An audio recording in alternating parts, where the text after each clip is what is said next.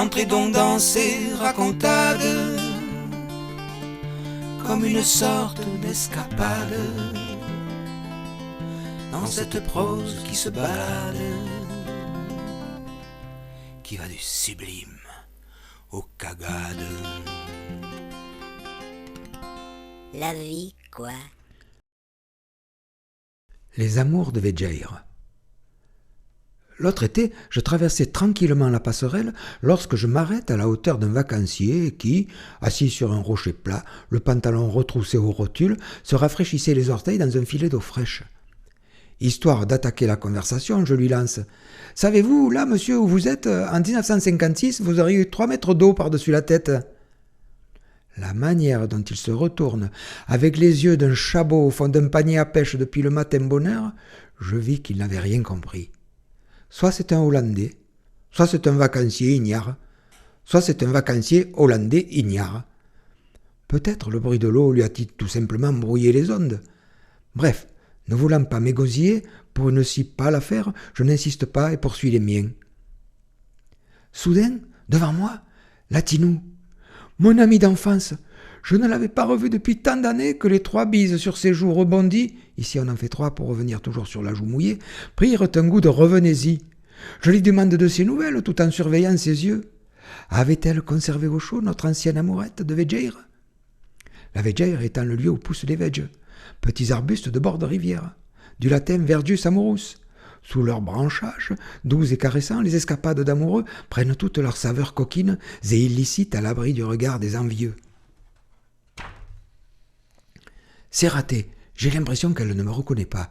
Après quelques secondes, elle balbutie. « Non, j'y crois pas, c'est toi ? Mon Dieu, mais ça doit faire 40 ans. Et comment il va ?» Et pourquoi donc elle me parle à la 3e personne ? Je suis là, plus vivant que jamais, devant elle, superbement ému. « Eh bien, il va, répondais-je bêtement. Et toi, tu vas au marché ? Oui, et je me dépêche, car je sens qu'il va faire chaud. À bientôt. Seul sur la passerelle, avec l'autre abruti qui se trempe les pieds un peu plus bas, je dois avoir l'air d'un chabot vieux de 3 mois dans un panier de pêche oublié. Je n'ai même plus l'air con, je n'existe plus. Mes souvenirs ne seraient donc que du vent, des rêves ? Mais non, la Tinou, j'en suis sûr, c'était toi. Tous les détails me picorent la tête. Le transistor rouge et beige qui nous crache les twists sauvages de Salut les copains. Son maillot à pois jaune qui cache au poil près tout ce qui m'intéresse.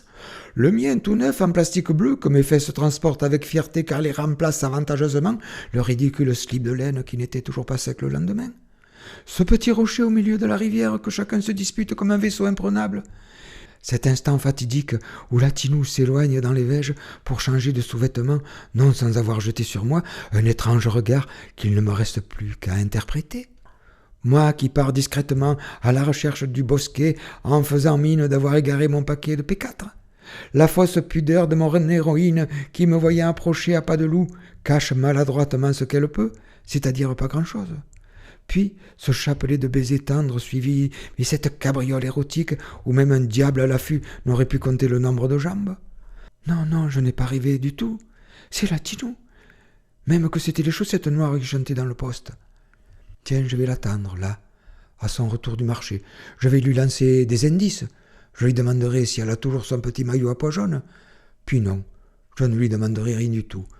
Tiens, la voilà. Finalement, il y a des souvenirs si beaux qu'il vaut mieux les oublier.